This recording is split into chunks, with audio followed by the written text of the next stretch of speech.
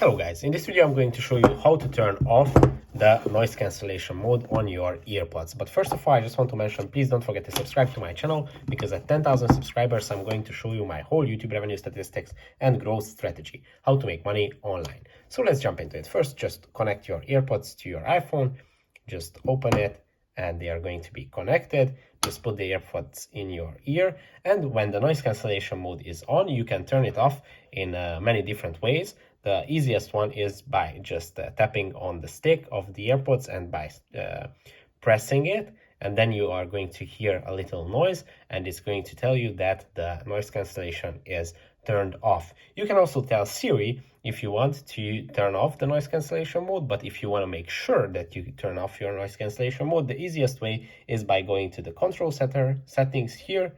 And as you can see, the volume is going to show you that your AirPods are connected. And by tapping on the volume icon, it's going to open up this menu, and you can turn off the noise cancellation mode by tapping on off.